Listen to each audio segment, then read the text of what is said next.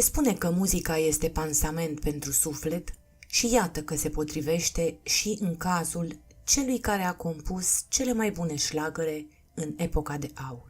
Odată cu moartea unui copil, moare și o parte din sufletul părinților. Durerea lor este fără margini și nu se poate compara cu nimic altceva, mai ales că nu aceasta este ordinea firească a lucrurilor. Din păcate, unii oameni au ajuns să cunoască și această suferință imensă, iar printre ei se numără și îndrăgitul compozitor Marius Țeicu. Au trecut ani de când Marius Țeicu și-a pierdut unicul copil. De atunci, nici compozitorul, nici soția sa Rodica nu au putut trece peste momentul morții fiicei, care s-a stins din viață după ce a luptat multă vreme cu boala. Pe 9 mai, Marius Țeicu a împlinit 78 de ani, dar nu se poate bucura de aniversare, știind că fiica sa nu îi este alături. Își amintește și acum de momentele dificile prin care a trecut fiica sa Patricia. În anul 2015, aceasta a fost diagnosticată cu leucemie. Vestea a căzut ca un trăsnet peste familia, care nu se gândea că fiica lor ar putea avea grave probleme de sănătate. 2 ani mai târziu, Patricia a fost supusă unei intervenții și părea că începe să se simtă mai bine. Dar lucrurile au luat o întorsătură neașteptată. Anul 2017 a fost unul extrem de greu pentru Marius Țeicu, acesta fiind printre cele mai îndrăgite personalități din România. Fiica maestrului Patricia și-a dat ultima suflare pe un pat de spital de la Spitalul Fundeni la numai 41 de ani, după o luptă grea cu o boală necruțătoare, leucemia. Acest moment îl marchează și acum pe compozitor, care și-a pierdut speranța unor vremuri mai bune. Deși a avut motiv de sărbătoare împlinind 78 de ani, Marius Țeicu a preferat să petreacă timpul cu soția sa Rodica, femeia care este la bine și la greu de 40 de ani. Cu câteva luni înainte să moară, Patricia anunța că a fost declarată vindecată și că a mai primit o a doua șansă la viață. Fiica lui Marius Țeicu își dorea să se bucure din nou de viață și avea un singur vis, să își vadă copiii mari. Boala a revenit, însă mult mai agresivă, iar Patricia nu a mai avut putere să lupte. A fost un virus care a declanșat leucemia.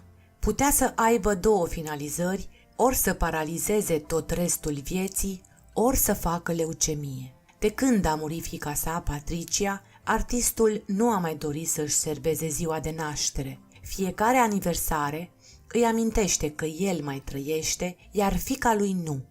Cursul vieții este altul. Copilul trebuie să-și îngroape părinții, nu invers, declara obsesiv Marius Țeicu într-un interviu. Acesta mai are un motiv de tristețe. Din cauza pandemiei de coronavirus, compozitorul nu și-a mai văzut nepoții de aproape 2 luni și se topește de dorul lor. Tot din pricina stării de urgență, el și soția lui nu au putut merge în toată această perioadă la cimitir pentru a aprinde o lumânare fiicei lor. În acești 2 ani crânceni, Marius Țeicu i-a fost aproape fiicei sale și a ajutat-o din toate punctele de vedere. Ca orice tată ar fi dat tot ceea ce are pentru a-și salva unicul copil. Artistul a trebuit să se mobilizeze repede și să-și ascundă durerea pentru a fi alături de cei 2 copii ai Patriciei în vârstă de 8 și 10 ani. Fiica sa a fost căsătorită cu actorul Dan Rădulescu, iar din iubirea lor s-au născut 2 copii, o fată și un băiat. Extrem de afectat, îndrăgitul compozitor nu mai avea nici forță, dar nici lacrimi pentru a-și plânge copilul, a încercat să se adune pentru a le putea fi un sprijin celor 2 nepoți, Andrei și Casandra. Micuții nu au fost luați la cimitir, tatăl și bunicii fiind de părere că este mult mai bine ca aceștia să-și o amintească vie pe mama lor. Compozitorul a rememorat cu durere în suflet momentul în care fiica lui a venit pe lume. Își amintește și acum momentul venirii pe lume al fiicei sale. În memoria sa, nașterea Patriciei a fost unul dintre cele mai fericite evenimente. La fel de marcată este și soția lui Marius Țeicu. Rodica își aduce și acum aminte de chinurile prin care a trecut unicul copil, eforturile familiei fiind în zadar. A fost cea mai mare fericire din viața mea atunci când s-a născut. A fost bucurie cât a trăit și cea mai mare durere a mea și a Rodicăi a fost când a plecat.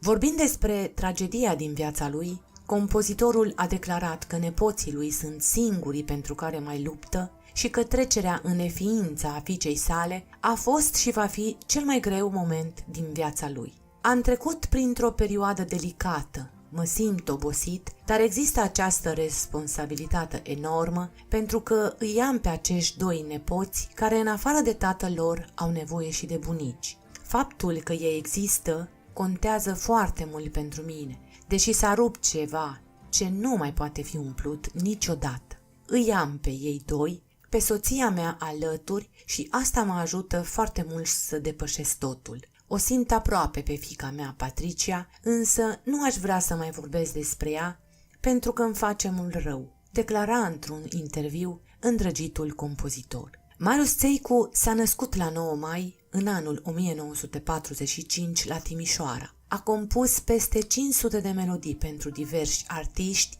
dar a scris și muzică de film, pentru show-uri de televiziune și spectacole de revistă. A fost profesor la Școala Populară de Artă, iar printre elevii săi s-au numărat Angela Similia, Mirabela Dauer, Ioan Lucian Mihalea și alții. Întrebat cum și-a cunoscut soția, compozitorul a spus: "Ne-am uitat unul la celălalt, fără să vorbim minute în șir."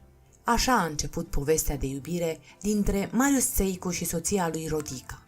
A fost dragoste la prima vedere. Soția lui Marius Țeicu a fost dintotdeauna o doamnă discretă și elegantă. Nici măcar la înmormântarea fiicei, când plângea în continuu și abia putea să stea în picioare, nu și-a pierdut manierele. Marius Țeicu spune că din anul 2015, când Patricia a aflat despre boala sa, nu a mai fost în stare să compună absolut nimic. O mai visez din când în când, știu că Patricia este îngerul nostru și atunci când mai avem necazuri, ne ajută de acolo de sus. Mă rog la ea uneori, o simt atunci lângă mine, știu că ne veghează. Îndrăgitul compozitor este un bunic împlinit, chiar dacă moartea fiicei a lăsat în sufletul lui o rană care nu se va închide niciodată.